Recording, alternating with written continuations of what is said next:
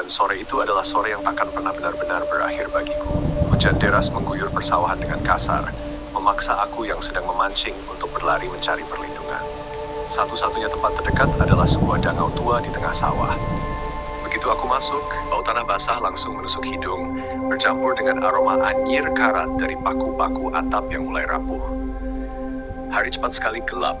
Langit maghrib tertutup mendung tebal yang mencekam. Aku duduk menunggu, tapi hujan seolah tak punya niat untuk reda. Petir sesekali menyambar, disusul geledek panjang yang menggetarkan kayu dangau. Kata orang, itu tanda hujan mau berhenti, tapi atmosfer di sana terasa makin berat.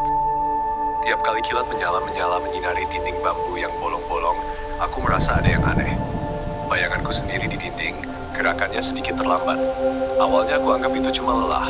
Sampai kemudian di sela suara air yang tumpah dari langit, aku mendengar sesuatu yang mustahil. Suara napas, bukan dari luar. Bukan suara angin. Suara itu berasal dari dalam dangau, tepat di belakangku. Aku mematung, napasku ikut tertahan seolah paru-paruku takut mengeluarkan suara. Tenang, cuma pikiran, bisikku pada diri sendiri, mencoba mencari logika di tengah ketakutan yang mulai merayap. Tapi suara itu tetap ada.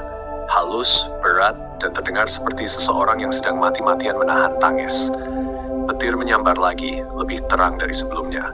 Dan untuk sepersekian detik, jantungku nyaris berhenti. Aku melihat seseorang duduk di pojok gelap dangau.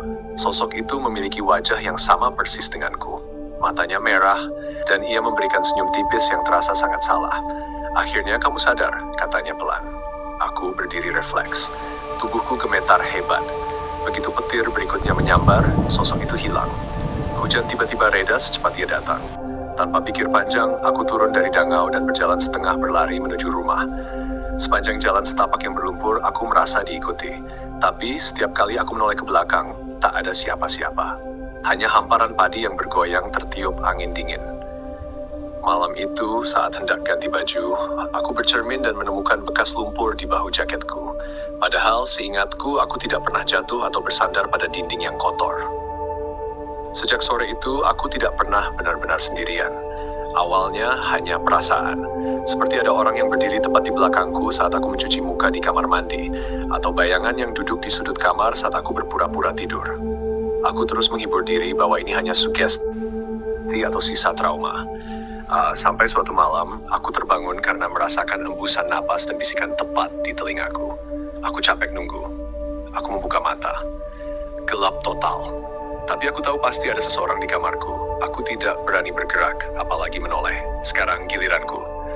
Lampu kamar tiba-tiba menyala sendiri dengan bunyi klik yang tajam. Di cermin lemari yang terbuka, aku melihatnya. Dia berdiri tepat di belakangku. Wajahku sendiri, tapi jauh lebih pucat. Matanya cekung, dan senyumnya melebar lebih lebar dari yang bisa dilakukan manusia normal. Kamu sudah pulang dari dangau, katanya pelan dengan suara yang adalah suaraku sendiri. Tapi aku belum. Aku ingin berteriak, tapi kerongkonganku seolah terkunci. Tangannya meraih pundakku. Terasa dingin membeku, sangat berat. Sekarang kita tukeran. Lampu mati seketika. Keesokan paginya, ibuku bilang aku terlihat jauh lebih ceria dari biasanya. Aku lebih banyak tersenyum, meski lebih jarang bicara. Ibu senang melihat perubahan itu. Dia tidak pernah tahu bahwa sosok yang bangun dari tempat tidur itu, yang sarapan bersamanya, dan yang menjalani hidupku sekarang, bukan aku. Aku masih di sana, di tengah sawah, duduk di pojok dangau yang bocor. Tubuhku basah dan kedinginan. Aku masih menunggu hujan reda, dan setiap kali petir menyambar, aku bisa melihat rumahku dari kejauhan. Aku melihat diriku yang baru, menjalani hidupku dengan normal. Tanpaku. Kalau minggu berlalu, dan aku hanya bisa menyaksikan dari kejauhan. Lewat sambaran petir yang sesekali membelah langit sawah, aku melihat dia, menjalani hidupku dengan kesempurnaan yang memuakkan. Dia membereskan kamar yang biasanya selalu berantakan. Dia membuang alat pancing kesayanganku ke gudang, seolah ingin menghapus alasan kenapa aku pergi ke dangau hari itu. Puncaknya, suatu malam, aku melihatnya berdiri di depan meja belajarku. Di tangannya sebuah foto lama, foto aku dan ibuku. Dengan gerakan sangat perlahan, dia mengambil gunting.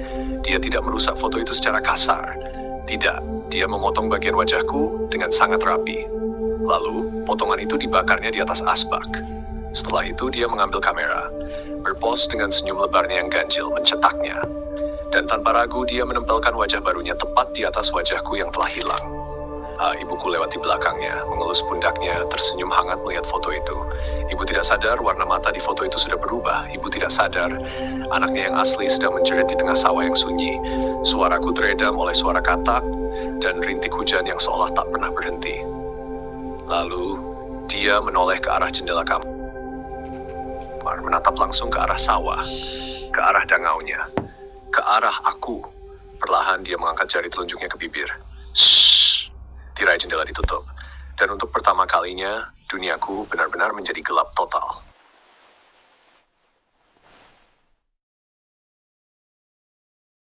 I am sorry, kalau ceritanya bikin kamu gak bisa tidur.